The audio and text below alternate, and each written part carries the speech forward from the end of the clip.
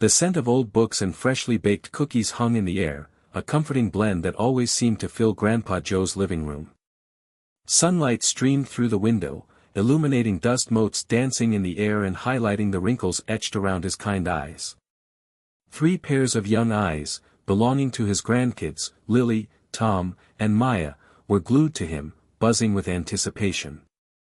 All right, Grandpa Joe chuckled, settling back in his worn armchair. Gather round, you little whippersnappers. Tonight, I'm going to tell you about the most radical decade of all time, the 1980s. A time of big hair, neon colors, and music that'll make your socks roll down. Lily, the eldest at 12, raised an eyebrow. Radical? Socks rolling down. Grandpa, you're talking funny. Grandpa Joe grinned. That's 'cause I'm talking 80s talk. See, back then, things were different. Imagine a world without the internet, without smartphones glued to your hands every second. A world where you actually had to talk to people face to face. Tom, always the techie, gasped dramatically. No internet? How did you even survive? We managed, Grandpa Joe said with a wink. We had our ways. But first, let me paint you a picture. Picture this, leg warmers, shoulder pads the size of small planets, and hair so big it could block out the sun. Maya, the youngest at 7, giggled. That sounds silly. It was silly, but it was also awesome, Grandpa Joe countered. It was a time of incredible change, of new music, new technology, and new ideas. We were on the cusp of something big, and we could feel it in the air. Think of it like this, before your fancy tablets and online games, we had something called an arcade. A dark, noisy room filled with flashing lights and the sounds of electronic beeps and boops.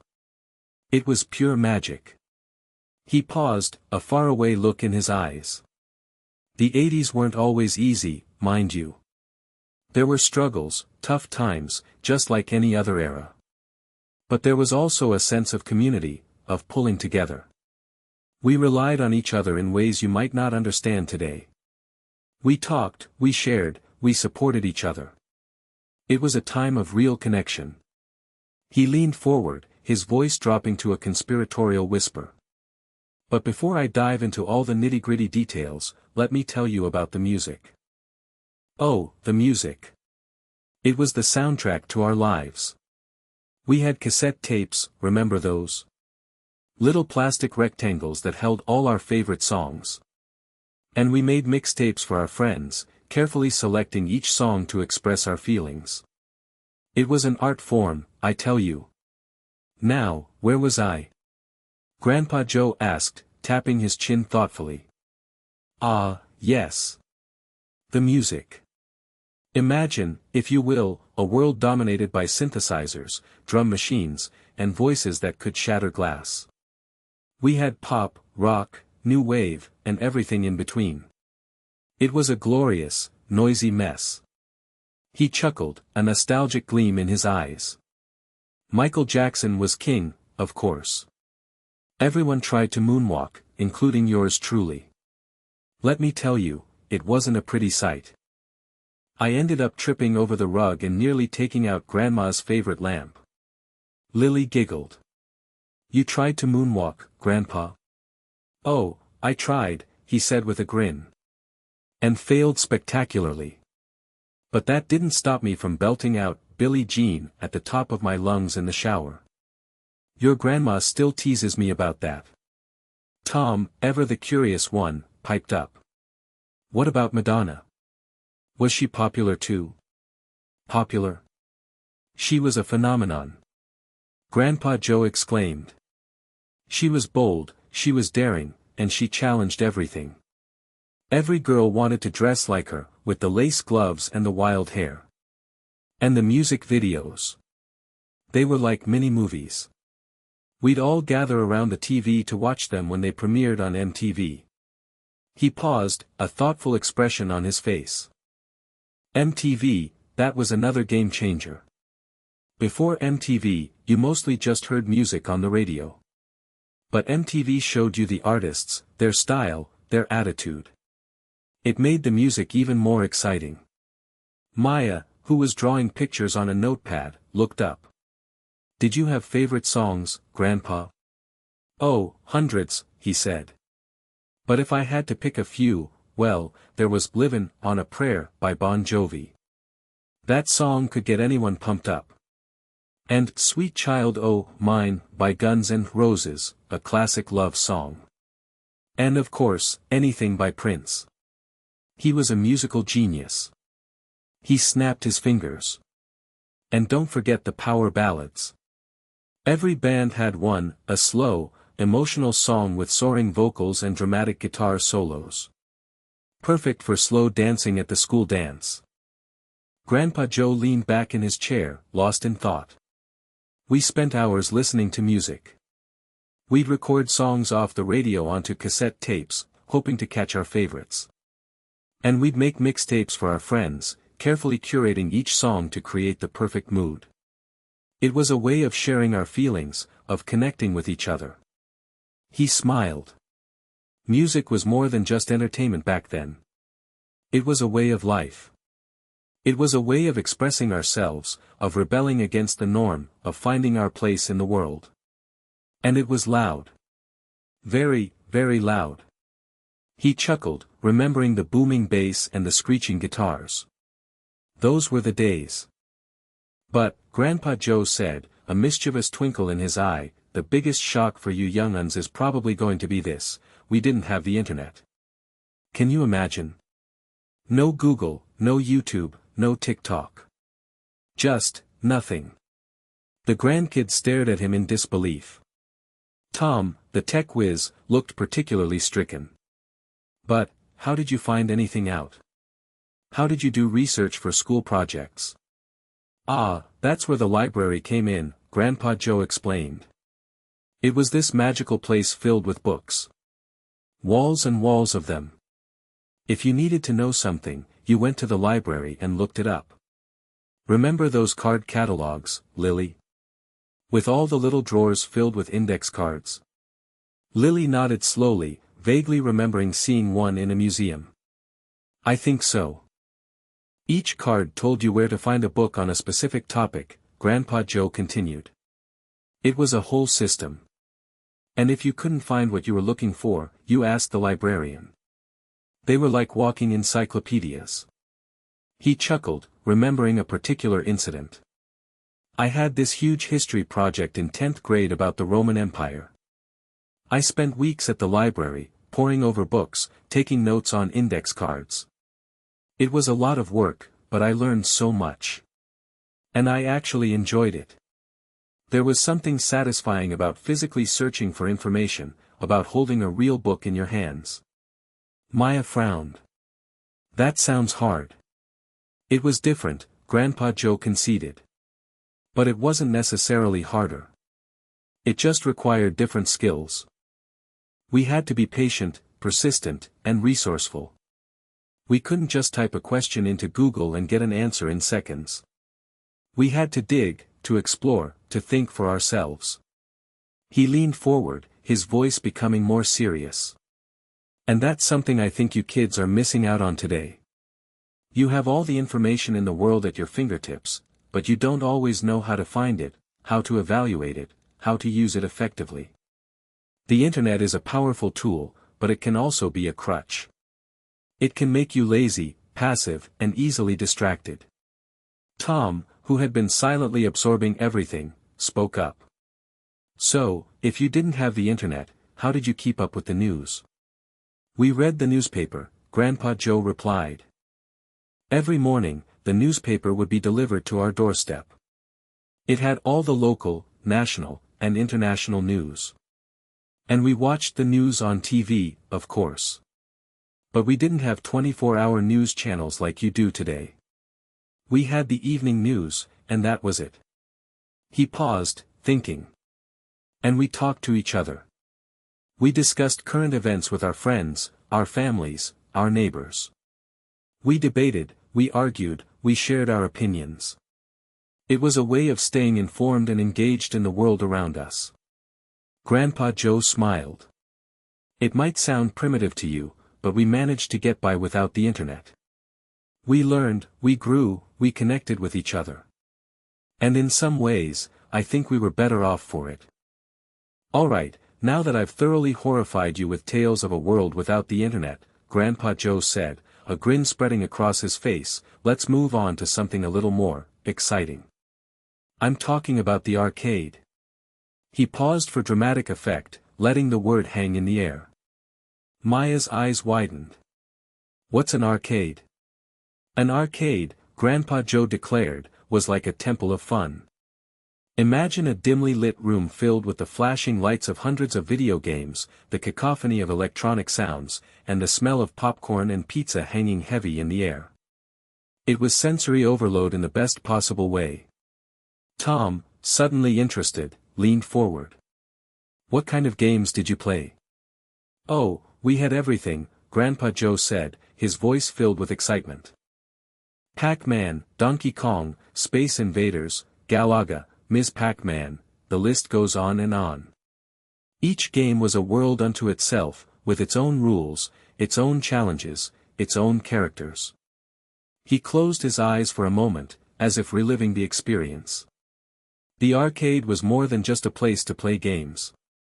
It was a social hub. It was where you went to hang out with your friends, to compete with each other, to show off your skills.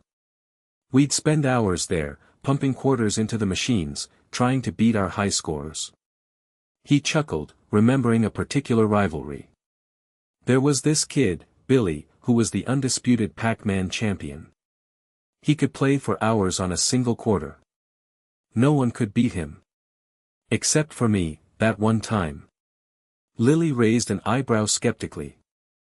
You beat the Pac-Man champion? Just once. Grandpa Joe admitted with a grin. But it was glorious. I remember the look on Billy's face, pure disbelief. I think he might have shed a tear or two. I was the king of the arcade that day. He leaned back, a faraway look in his eyes. We took those games seriously. We developed strategies, we practiced our reflexes, we learned the patterns. It was all about skill, about timing, about knowing when to dodge and when to attack. Maya, still a little confused, asked, did you win prizes? Sometimes, Grandpa Joe said. Some arcades had ticket redemption games. You'd win tickets based on your score, and then you could trade them in for prizes. Cheap plastic toys, candy, maybe even a small stuffed animal. But it wasn't about the prizes. It was about the thrill of the game, the challenge, the sense of accomplishment. He paused, thinking. The arcade was also a place where you could escape from the real world. It was a place where you could forget about your problems, your worries, your homework. It was a place where you could just be a kid, having fun with your friends. Grandpa Joe smiled, a wistful expression on his face. The arcade, it was a magical place. I wish you kids could have experienced it. It was something special. He sighed dramatically. Alas, all that remains are the stories. Now, Grandpa Joe said, rubbing his hands together, let's talk about freedom. Real freedom. The kind you get when you finally get your driver's license and your own set of wheels. He paused, a nostalgic smile playing on his lips. My first car, oh, it was a beauty. Well, maybe beauty is a bit of an exaggeration. It was a beat-up old Ford Pinto, pea green, with rust spots the size of dinner plates. But to me, it was the most magnificent machine ever created. Lily wrinkled her nose. A Pinto? Those things were supposed to explode if you got rear-ended. Well, that was the rumor, Grandpa Joe admitted with a chuckle. But I never got rear-ended, so I never had to find out. I named her Bessie. Bessie the Green Machine. Tom, always practical, asked, how much did it cost? My dad got it for me for $500, Grandpa Joe replied. It was a steal, even back then. Of course, I had to spend another $200 fixing it up. The engine coughed and sputtered like a chain smoker, the brakes squealed like a banshee, and the radio only played static. But I didn't care. It was mine. He leaned back, lost in thought. That car was my ticket to freedom. Suddenly, I could go anywhere I wanted, whenever I wanted. No more relying on my parents for rides, no more waiting for the bus. I was in control. He chuckled, remembering a particularly memorable adventure. My friends and I decided to take a road trip to the beach one summer. We piled into Bessie, crammed in like sardines, with all our beach gear and a cooler full of soda and snacks. We had no map, no GPS, just a general sense of which direction the ocean was. Maya giggled. You got lost, didn't you?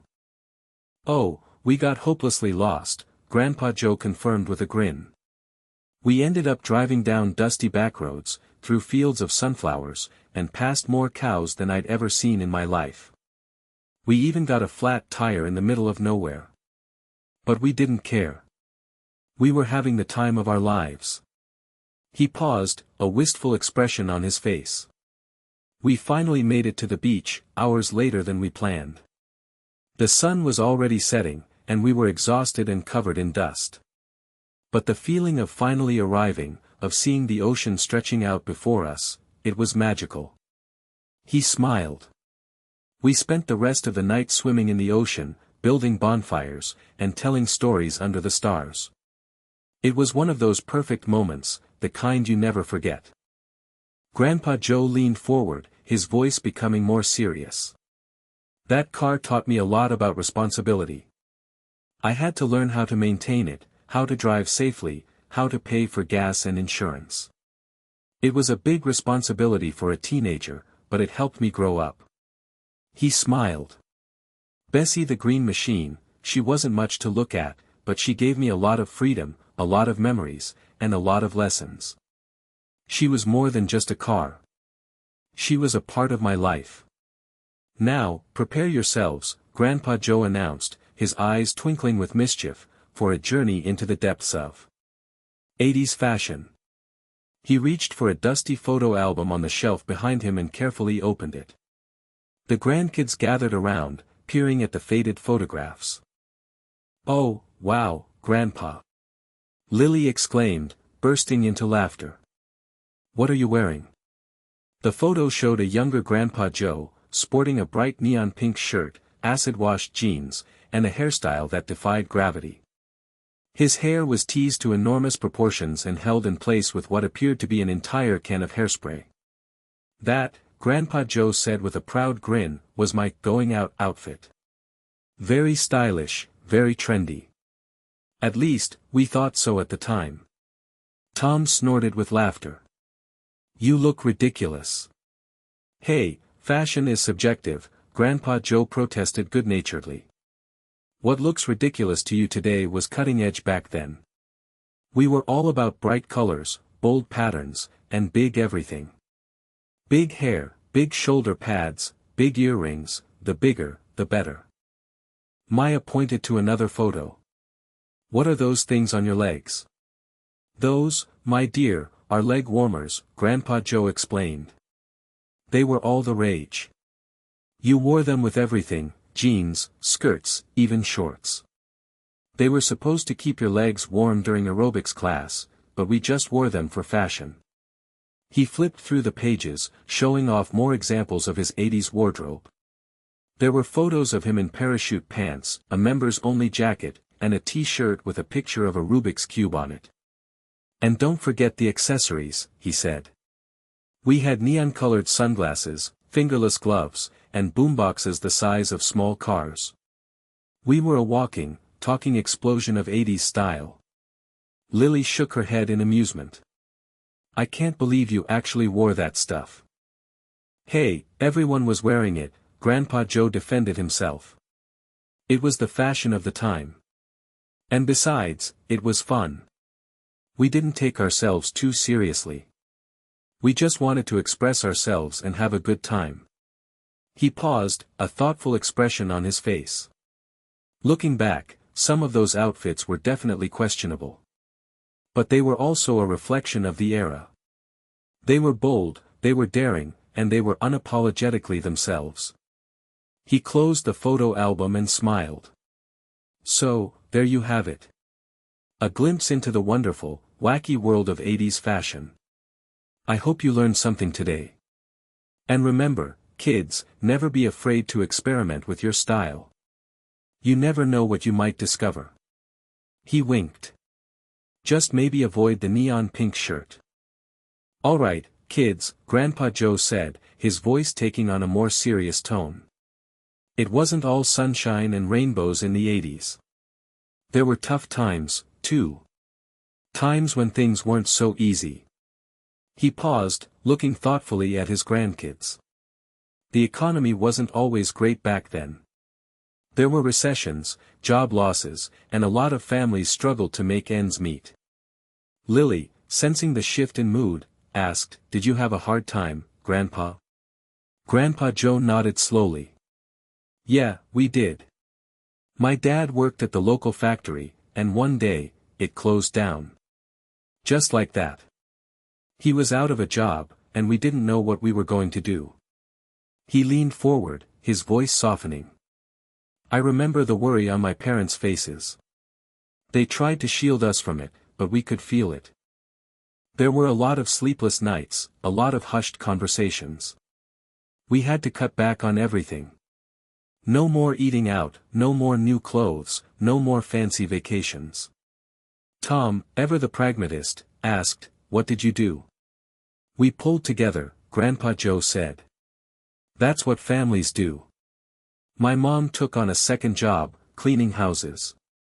My older sister got a part-time job at the grocery store. And I started mowing lawns and shoveling snow to earn some extra money." He paused, a hint of pride in his voice. "It wasn't easy, but we made it work. We learned the value of hard work, the importance of saving, and the power of family." Maya, her eyes wide with concern, asked, "Did your dad find a new job?" "Eventually, he did," Grandpa Joe replied. "It took a while, and it wasn't as good as his old job, but it was something. And he never gave up looking. He was determined to provide for his family." He leaned back, a faraway look in his eyes. "Those were difficult times, but they also taught us some valuable lessons. We learned to appreciate what we had, to be grateful for the little things, and to support each other through thick and thin." He sighed softly. It wasn't just the economy, either. There were other challenges, too. Social issues, political unrest. The world wasn't always a peaceful place. He looked at his grandkids. But even in the face of adversity, people found ways to come together, to make a difference, to create a better world. And that's something that I'll always remember about the 80s. Grandpa Joe paused, letting his words sink in. The 80s weren't perfect, not by a long shot. But they were my formative years. They shaped me into the person I am today. And I wouldn't trade them for anything." He gave a gentle smile. "Even the neon pink shirt." Even with all the challenges, Grandpa Joe continued, his voice regaining some of its earlier enthusiasm, there was a real sense of community back then. People cared about each other, and they were willing to help those in need. He paused, thinking for a moment. "I remember one time, there was a family in our neighborhood whose house burned down. They lost everything. It was right before Christmas, too. It was just awful." Lily gasped. "That's terrible." "It was," Grandpa Joe agreed. "But what happened next was amazing. The whole neighborhood came together to help them. People donated clothes, furniture, food, and money. We organized a fundraising bake sale and a car wash.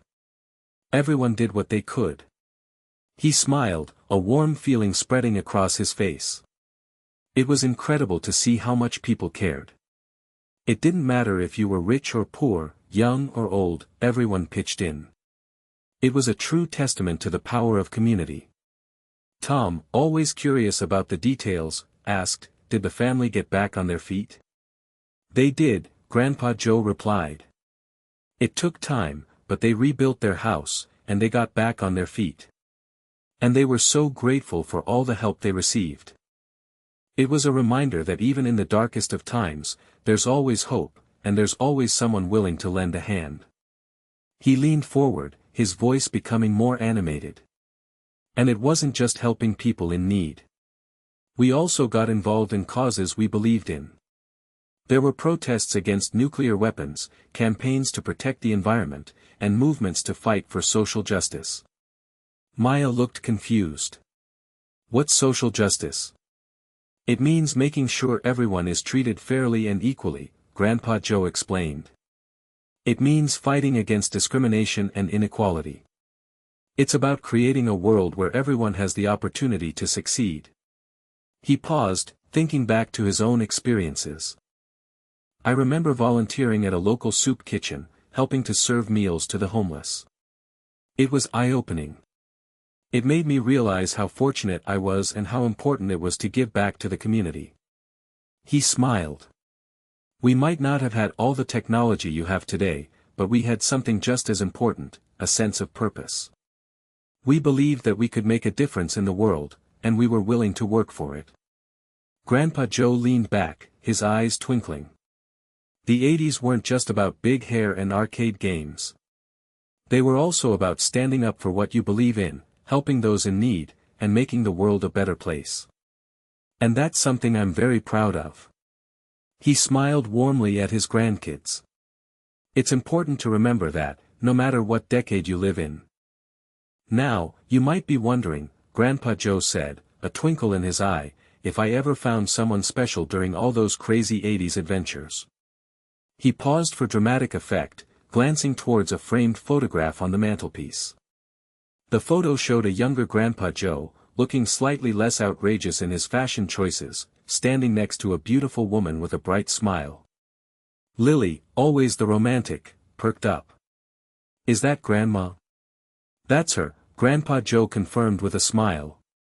Your Grandma Susan. We met at a school dance, believe it or not. It was a slow dance, of course. Power ballad playing in the background. Very romantic. Tom, ever the skeptic, raised an eyebrow. A school dance? Really? That sounds so cliché. Maybe it was cliché, Grandpa Joe conceded with a chuckle.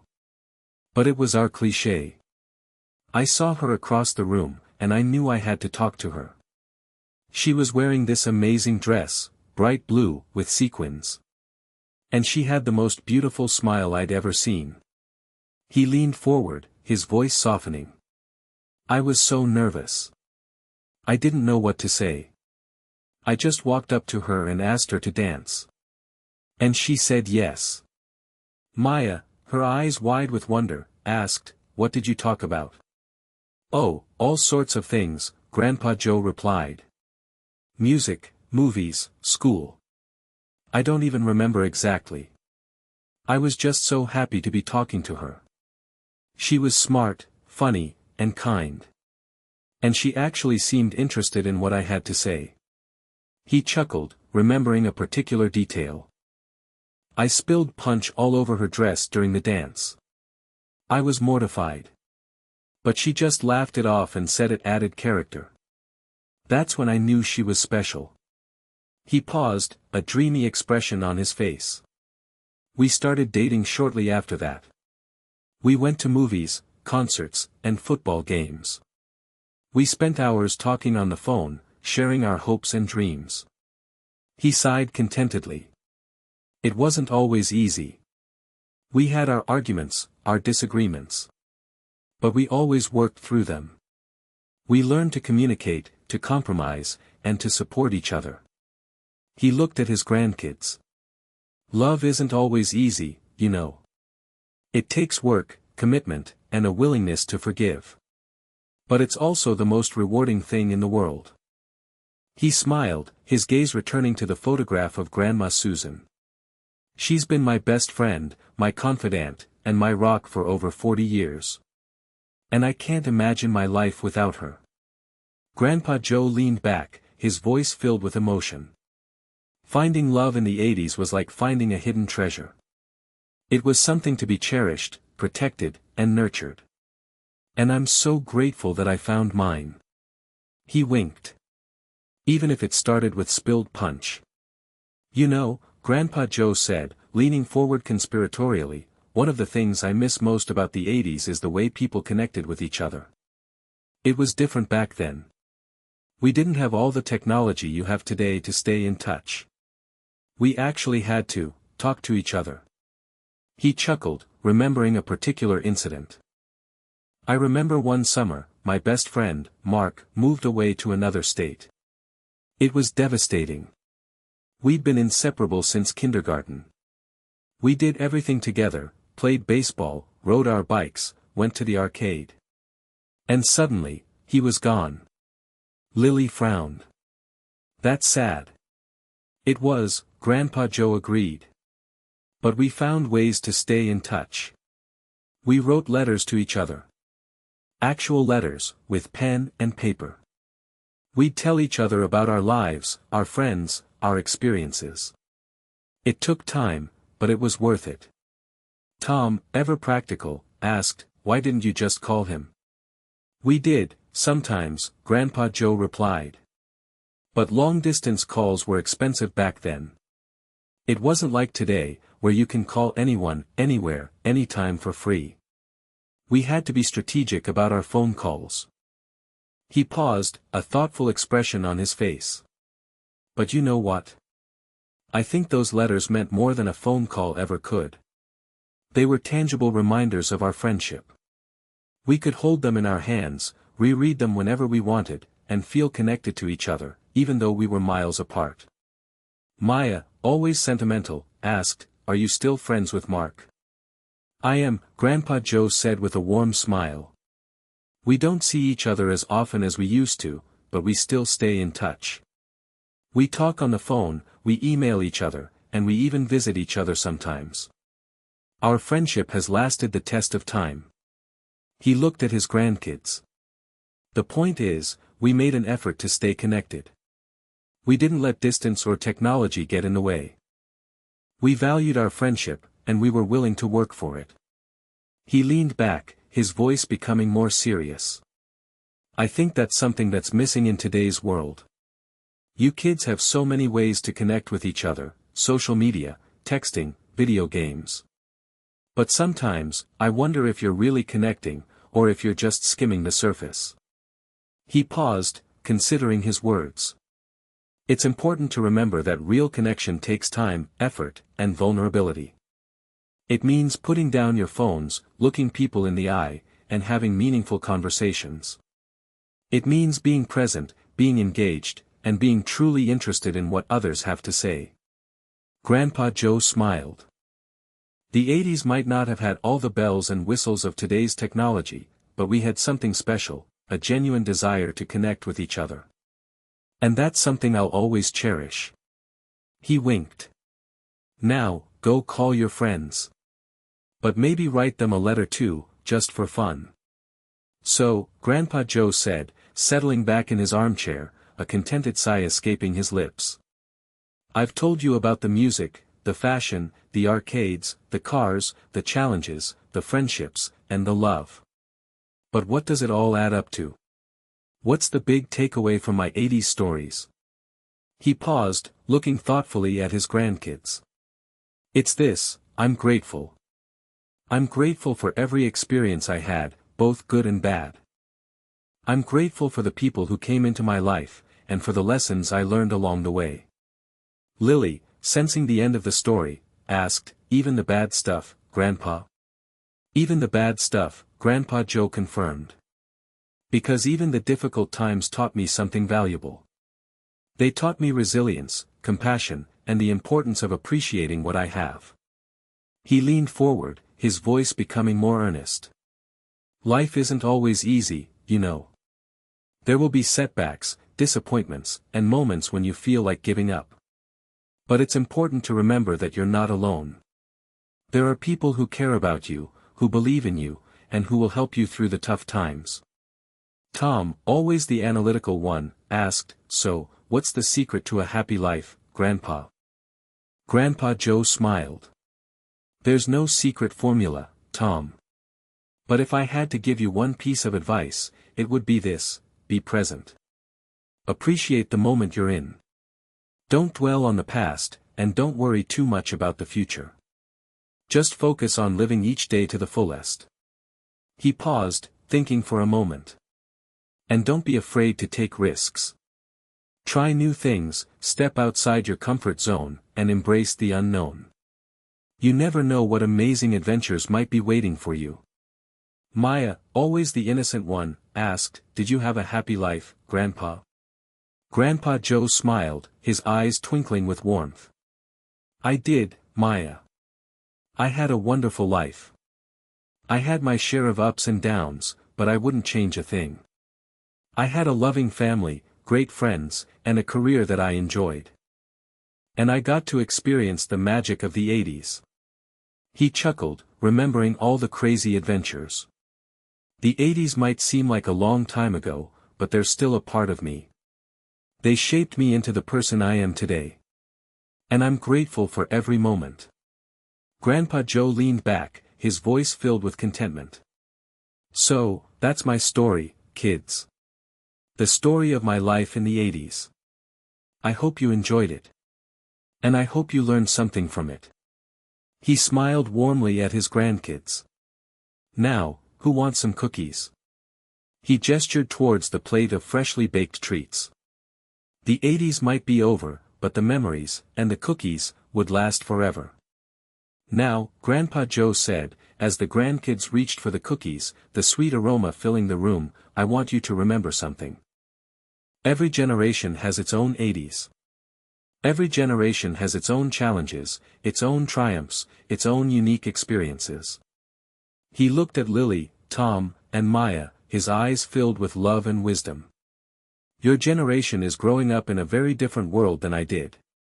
You have technology that I could only dream of, opportunities that I never had, and challenges that I can't even imagine."